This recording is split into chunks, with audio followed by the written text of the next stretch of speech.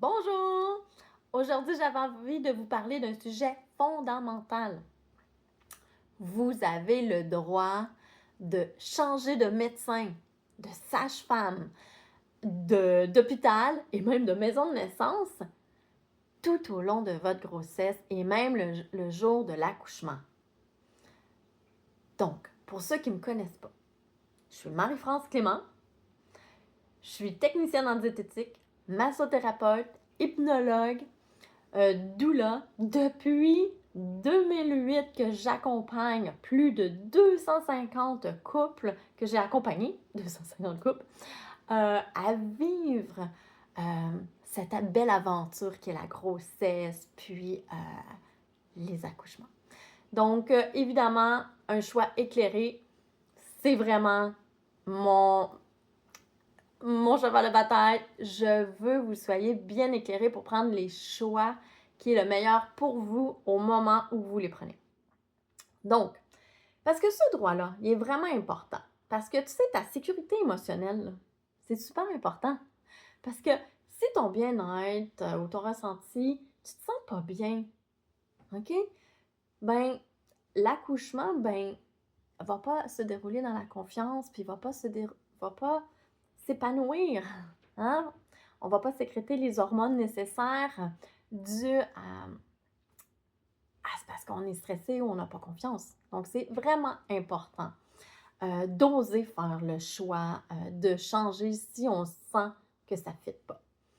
Parce que tout au long de ces 250-là accompagnements, j'ai tellement entendu de femmes qui n'osaient pas, hein, qui disaient ah, je me sens pas écoutée par mon médecin. Ah, cet hôpital-là me fait pas j'ai pas confiance à l'équipe. J'ai entendu tellement d'histoires, mais bon, je me sens comme obligée d'aller là.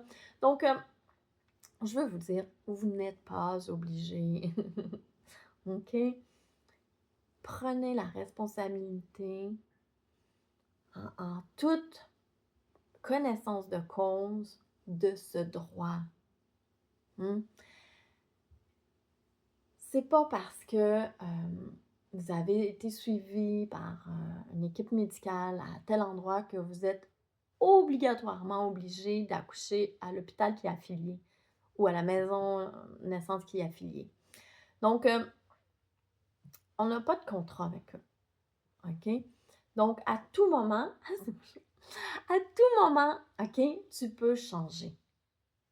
D'accord? D'équipe médicale. Fait que c'est sûr que si, mettons, c'est juste l'équipe, ben vous pouvez demander à une autre infirmière de changer si vous êtes en cours de travail puis lors de l'accouchement.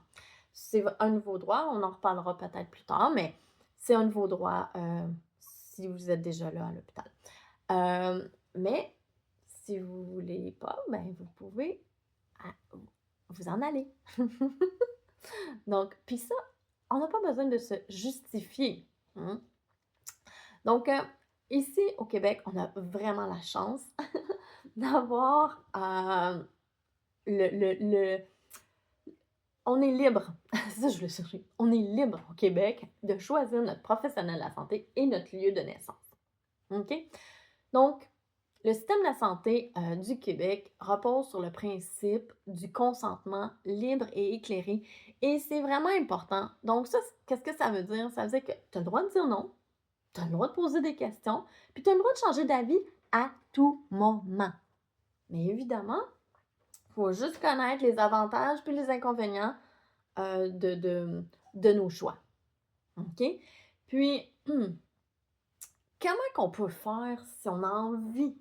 Hein? Si on ne se sent pas bien, on a envie de changer d'équipe médicale ou de lieu de naissance. Donc, en premier, si ça clique vraiment pas avec ton médecin, puis tu veux une approche plus humaine, tout ça, ben, commence à téléphoner au CLSC hein, de ta région. Tu peux passer aussi par le réseau de la santé. Hein?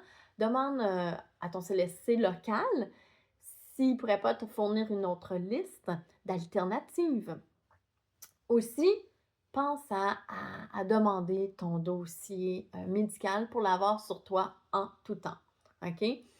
Puis, commence aussi à appeler les établissements où que tu aimerais accoucher. OK? Parce qu'on sait jamais. Ça se peut que quand que tu vas appeler, ben, qu'il y ait une place, même si tu es à quelques jours de ta date prévue d'accouchement. OK? Donc, ça, vous pouvez faire ça en tout temps, de appeler pour avoir un suivi à un autre endroit. OK? Puis, c'est facile pour le transfert du dossier. Si, mettons, vous ne l'avez pas encore entre les mains, ben, en général, au niveau électronique, ça se fait rapidement. OK? Puis, qu'est-ce qui arriverait si, mettons, tu te pointes à un hôpital où que tu n'as pas été suivi? Ou tu es en vacances, ça peut arriver aussi, on est en vacances, on est à l'étranger ou même à quelque part d'autre au Québec, peu importe. Puis, là, le travail commence. Donc, vous vous rendez à l'hôpital qui est proche de où celui que vous voulez. Puis, comment que ça se passe, c'est que, évidemment, comme à chaque fois, il y a une infirmière qui va évaluer votre état. Hein? Donc, va vouloir savoir si vous êtes en travail de latence ou en travail actif, puis aussi votre état de santé aussi. Donc, va vous poser des questions, va vous faire pas prise de sang, mais à moins qu'il n'y ait pas le dossier, ça se pourrait qu'il y ait une prise de sang, mais ce que je voulais dire, c'est qu'il y a la pression artérielle, la température, on va évaluer aussi le col, on va monitorer aussi les contractions, donc juste pour s'assurer que tout va bien. Ici, il détermine que vous êtes en travail actif, en général. Il vous garde. Il vous garde parce que ça fait partie de leur obligation d'apporter des soins obstétricaux à une femme qui est en travail, ou si votre condition demande un suivi dû à l'état, soit de vous ou de bébé, ils vont vous garder. Donc là-dessus, vous n'avez pas à vous inquiéter si vous êtes en travail, peu importe où au Québec. Ils vont vous garder si vous vous présentez lors de votre travail actif. Donc, mais évidemment, si on se pointe à un endroit où qu'on n'a pas été suivi, ben ils vont vouloir vous poser plein de questions. Hein? Donc, d'où le pourquoi que je demande que si vous le savez d'avance que vous voulez changer, essayez d'appeler l'établissement pour connaître leurs procédures, leurs protocoles, puis être préadmis aussi. Donc, sinon, ils vont vous demander des fois votre carnet de grossesse, les résultats de vos examens, le numéro de téléphone et le contact de votre médecin traitant. Ou si vous avez eu la chance d'avoir votre dossier médical, c'est encore mieux, tout est dedans. Comme ça va les rassurer aussi. Donc, vraiment, c'est votre droit. Puis même, le Code civil, hein, on a l'article 10 qui dit « Nul ne peut atteindre l'intégrité d'une personne sans son consentement libre et éclairé. » L'article 11, tu peux refuser tout soin, traitement ou intervention, même si c'est recommandé. Tu peux même demander à ce qu'il n'y ait pas de médecin étudiant, hein, des étudiants en médecine.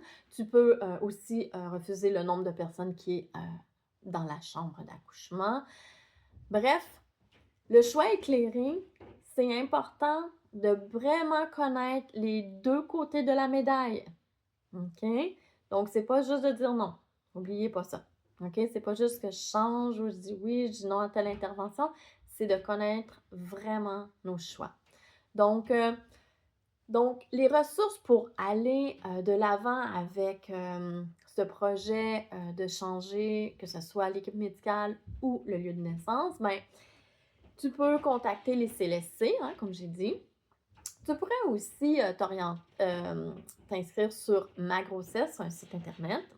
Tu peux aussi faire appel à une accompagnante à la naissance, hein, une doula, qui va t'accompagner dans ce processus-là. tout au long, puis qui va te conseiller, te guider. Tu peux aussi, s'il y a des questions d'ordre médical, appeler le 811 aussi, ils sont là. Donc, en conclusion, c'est ton droit de choisir, c'est ton droit de changer, c'est ton droit d'accoucher où tu veux, où que tu te sens en sécurité, tu te sens respecté puis écouté. OK? Donc, si tu as aimé cette vidéo, je t'invite à faire un beau petit pouce. OK? Puis à commenter. Est-ce que toi, tu as osé, durant la grossesse ou lors de l'accouchement, à changer de corps médical? Hum?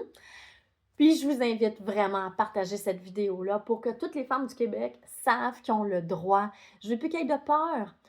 Plus de peur. Vous avez le droit de changer et ça se fait. Ayez confiance. Là-dessus, je vous souhaite une super de bonne journée. À bientôt!